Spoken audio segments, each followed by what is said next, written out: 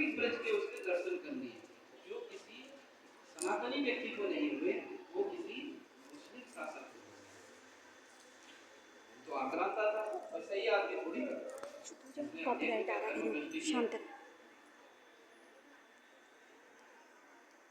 ऐसे व्यक्ति को संतों की कृपा से क्या हो गए, उसके दर्शन। अरे वो तो पागल हो गया, उसने कहा कि ऐसा तो मैं खजाना कह रहे हो, एक अगर पूरा खजाना खोल करके अगर एक मणि लाके खरीदने की सोचूंगा तो मुझे नहीं मिल सकती। गया हरिदास जी के पास, उसने कहा कि महाराज मेरी गलती आप माफ कीजिए, और ऐसा कोई भी रत्न मेरे खजाने में नहीं है। तो हरिदास जी ने कहा मूर्खनंद, मैं पहले ही कह रहा था तेरे बस की है नहीं, उसकी बात तो कहे जा रहा कि सेवा दो सेवा दो सेवा दो, ले ले सेवा। इसलिए भगवान यदि चाहे तो किसी को ये करवा सकते हैं। अब हम जब धाम में जाएंगे इसी दृष्टि से जाएंगे कि प्रभु आप उसके उस वास्तविक धाम का दर्शन करने की हमारी इच्छा है। अब हमारी स्थिति वो नहीं है, लेकिन भगवान यदि चाहेंगे तो करवा देंगे। उनके लिए क्या, हमारे लिए बड़ी बात है, लेकिन भगवान के लिए बड़ी बात भगवान करवा। इस दृष्टि से धाम में जाना। और धाम का महात्म्य कैसा है? वृंदावन धाम में दो ऐसे बड़े मंदिर हैं, दो चीजें ऐसी हैं अभी तभी तो जिनका दर्शन करते हुए मात्र दो कपड़े तो मनोकामनाएं पूर्ण हो जाती हैं। अब वहां जाकर के लेकिन मनोकामना करना मत। अरे मान ये भारी गलती कभी नहीं करना। प्रभु घर दे दो, कार दे दो, मकान दे दो, दुकान दे दो, कोठी दे दो, खूब धन दे दो। भगवान कहेंगे यार क्या पूरा योगी नहीं। दो ऐसे ठाकुर हैं वहां पर, एक तो हमारे गिरिराज जी और दूसरे बलदेव जी।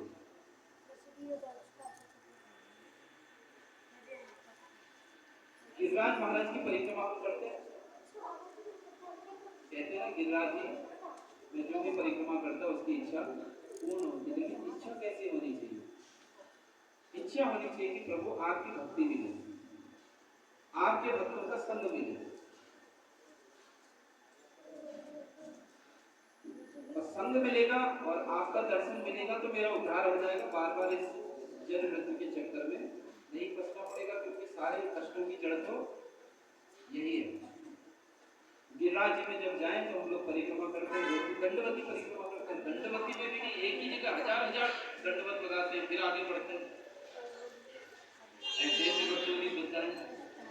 और किसी का ये होता है कि महीने में एक बार जाना, कोई तो हफ्ते में एक बार जाते, कोई तो दिन की एक लगाते हैं।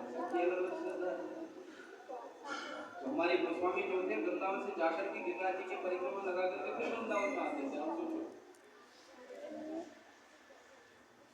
और दूसरे हैं बल्लभ। औरंगजेब का जब शासनकाल था ना, औरंगजेब ने, क्योंकि उसको पता था ब्रज 84 कोस में जो है बहुत सारे मंदिर हैं और ठाकुर के बहुत सारे विग्रह यहाँ पर हैं। तो उसका ये था कि उसने तो उसने कहा कि भैया ऐसा है, ये जितने के जितने मंदिर है सारे के सारे ऐलान कर दिया उसने। पूर्णदेव जी का बड़ा सुंदर मंदिर हुआ करता, 7 मंजिला था। औरंगजेब ने 10,000 की सेना भेजी, बोले मंदिर का टुकड़ा भी नहीं रहना चाहिए, सारा का सारा नीचे फाड़ दो। ठाकुर जी अंदर बैठे हुए, हाथ में हनुमान जी विराजमान हैं और औरंगजेब की सेना बाहर खड़ी हुई। ब्राह्मण को उन्होंने पकड़ा और ब्राह्मण को जो है जान से मार दिया। यहाँ से साफ दिख रहा है। जान के लाले पड़े थे, उन्होंने कहा कि भैया ऐसे ऐसे जाओ। और लेकिन एक बात है, दाऊ जी के मंदिर में जाओगे तो उनको मनौती ब्लॉक ही लाना चाहिए था मैंने। कोई इच्छा करके जाना होगा। तो औरंगजेब ने इच्छा करी कि आपके मंदिर में आ जाऊं तो मैं एक आपको सुंदर हाथ, सुंदर से वस्त्र और सुंदर कई चीजें एडिट करके डालना पड़ेगा यार। तो उसे मार्ग मिल गया और चला गया। मार्ग मिल गया और चला गया। जाने के बाद उसने देखा कि अरे मंदिर की इतनी भव्यता।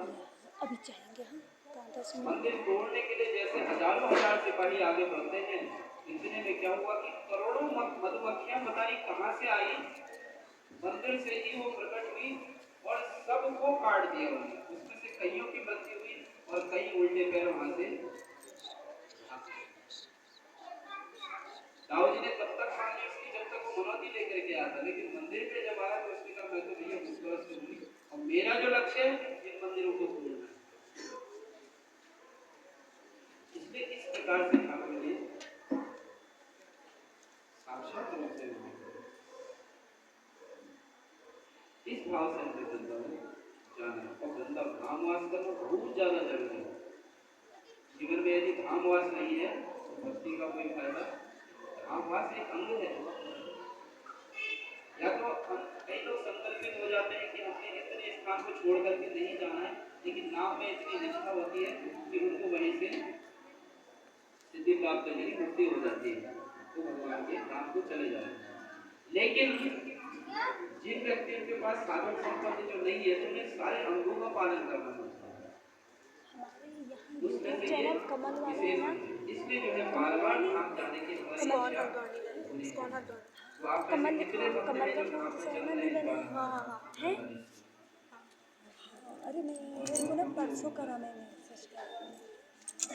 नहीं है अपने चैनलों को ही मोनेटाइजर के चक्कर में ऐसे आप लोग करवा दीजिए ताकि हम लोग जाकर के खाने का पीने का सारी चीजें कभी ना ऑटोमेटिक ध्यान आता है कोई चीज़ तो ये सब तकलीफ जैसे कभी नहीं आ रहा तो अपना उसमें मारा देख लाइट चला रहता है ना उसमें, इसलिए जो है आप सभी से निवेदन है 5 तारीख क्या मस्त आ रही है फिर बात के दिन तो इस प्रकार से जो है जो हमारे आचार्य कहते हैं पूरी चीजों का पालन करना जरूरी है। लोगों ने जोड़ना नहीं चाहिए। आप सभी लोगों का बहुत बहुत धन्यवाद। किसी का कोई प्रश्न हो पूछ सकते हैं।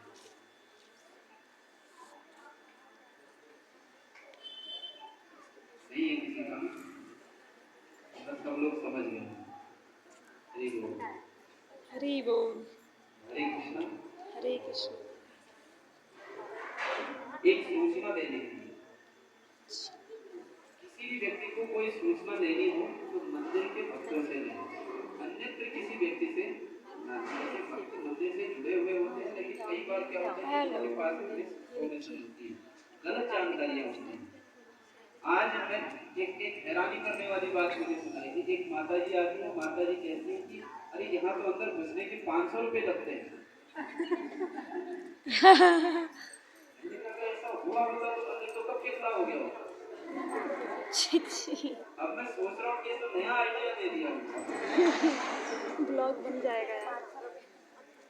ऐसी गलत सूचनाएं ना तो फैलाएं। आजकल कोई देख भी तो नहीं रहा है यही चीज। कोई चीज पूछनी हो तो मंदिर का नंबर नोट कर लें, उस नंबर से ही आप प्राप्त जो सूचना है उन्हीं को आप पालन करें। मेरा वही है एक टाइम में मेरा भी था। यही सूचना थी। और आज की जो प्रसाद की सेवा है ये देखो माता जी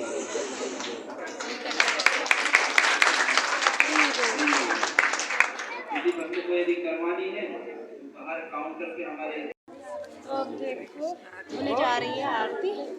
मैं आपको आरती दिखा रही हूँ।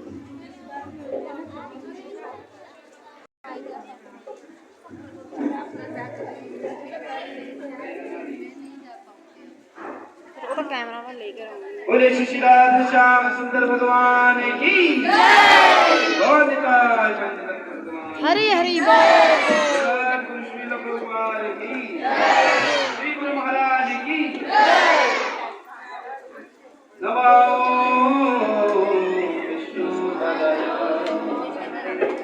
कृष्ण कृष्णाय